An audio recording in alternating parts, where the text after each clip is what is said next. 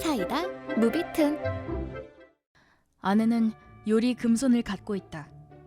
내 도시락도 매일 만들어줬는데 그게 또 엄청 맛있어서 동료들도 남자는 먹을 걸로 약점 잡히면 약해지는 법이지 라며 항상 부러워했다. 우리 집은 아내의 뛰어난 음식 솜씨 덕분에 외식을 거의 하지 않았다.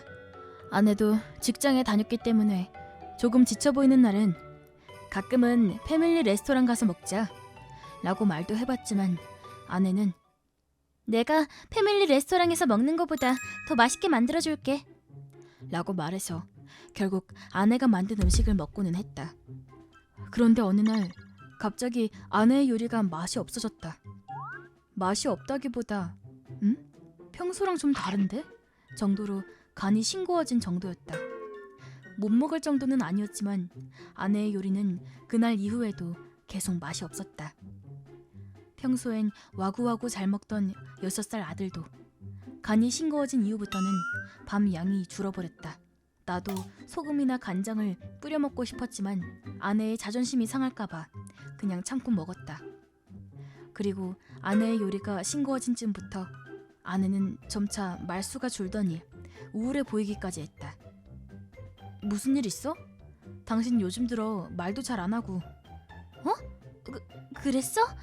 아니야, 난 괜찮아. 나도 그 생각했어. 엄마 요즘 좀 이상해 보여. 아무 일도 없다니까. 난 괜찮으니까 걱정하지 마. 말은 그렇게 했지만 역시 아내는 어딘가 이상했다.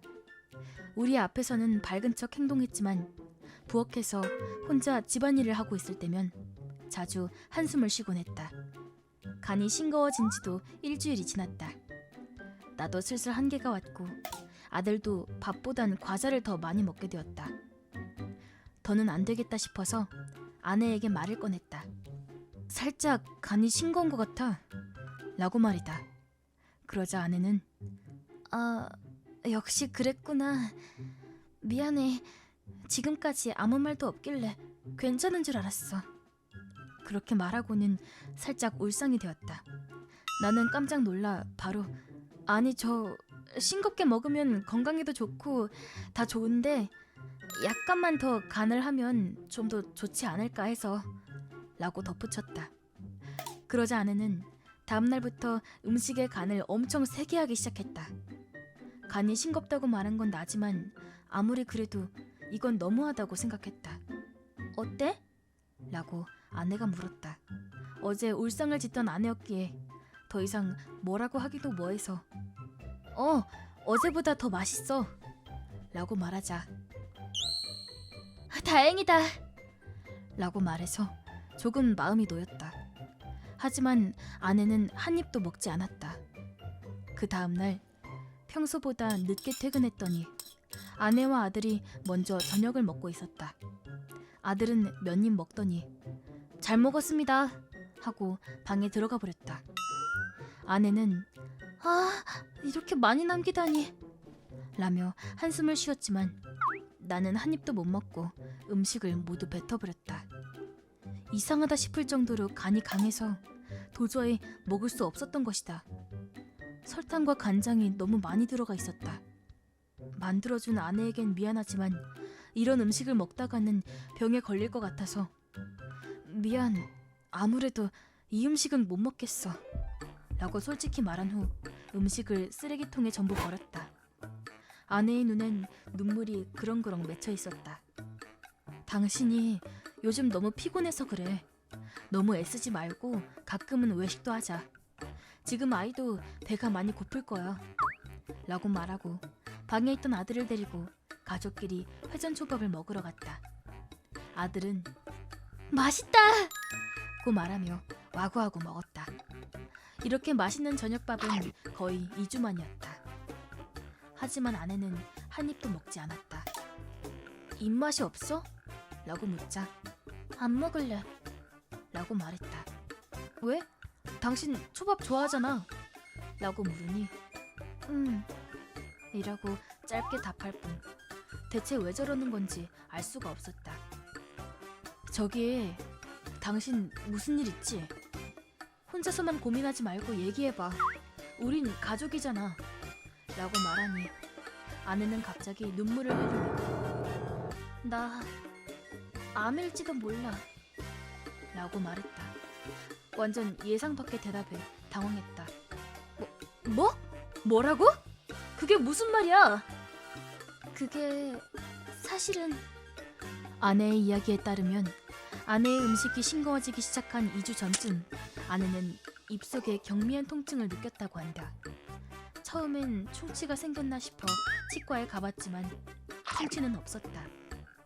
그 이후 간이 강한 음식을 먹으면 엄청난 통증이 느껴졌고 간을 싱겁게 해서 먹으면 통증이 완화돼서 어느 정도 음식을 먹을 수 있었다.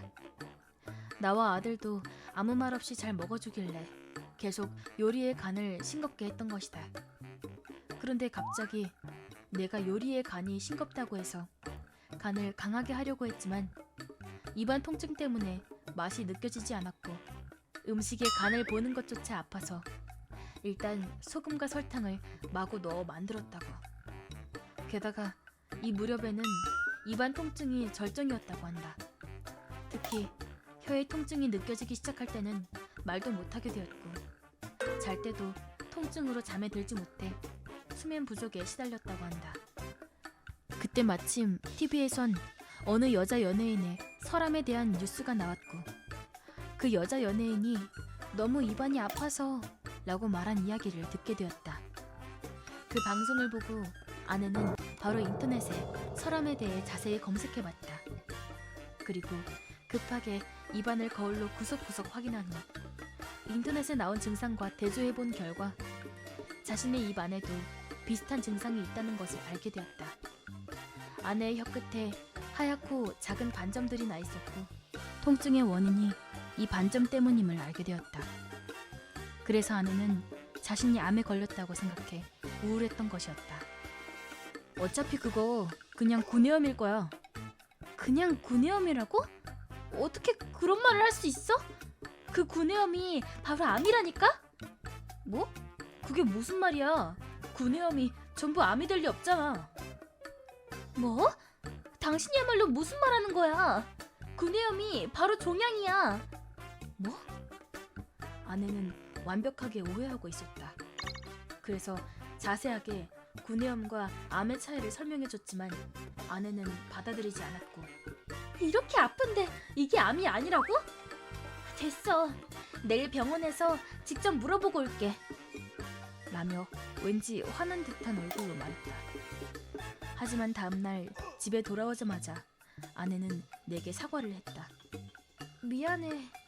아내가 병원에서 진찰을 한 결과 구내염이네요. 항염증제 처방해드릴게요.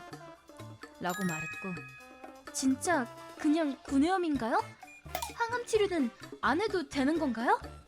라고 묻자 의사는 크게 웃었다. 그냥 구내염이에요. 그치만 이렇게 아픈걸요? 그렇게 많이 아파요? 지금까지 걸렸던 구내염이랑 비교도 안 될 정도로요? 아내는 드디어 무언가를 깨우친 사람처럼 근데 구내염이 뭐죠? 라고 물었다.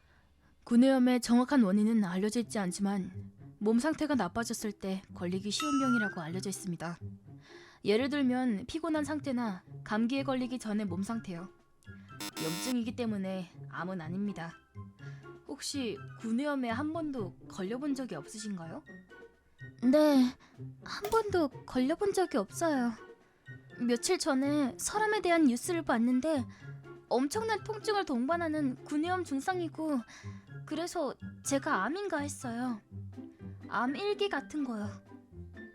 그 말을 듣고 의사는 더욱 크게 웃었다고 한다. 나는 그 얘기가 너무 충격이었어. 29살이나 먹고 지금까지 한 번도 구내염에 걸려본 적이 없다니. 진짜 살면서 그런 사람 처음 봤다니까. 그 이후엔 약을 먹고 통증도 많이 줄어든 건지 다시 요리 금손이던 아내로 돌아왔다.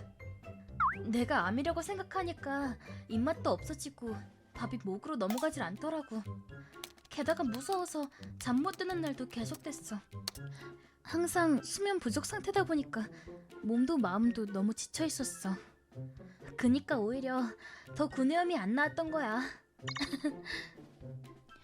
라며 아내는 드디어 구내염을 이해하게 되었다. 그렇긴 해도 구내염이라 다행이야. 드물지만 뇌 종양으로 미각을 느끼는 부분에 이상이 생기기도 한다던데. 그런 심각한 병이 아니라서 정말 다행이야. 지금 아내는 완전히 회복됐다. 이제 구내염은 지긋지긋하다며 피곤한 날엔 아내가 먼저 외식하자고 말하게 되었다. 이번 영상은 어떠셨나요? 재밌게 보셨다면 구독, 좋아요에 댓글까지 달아주시면 감사하겠습니다. 그럼 다음 영상에서 만나요.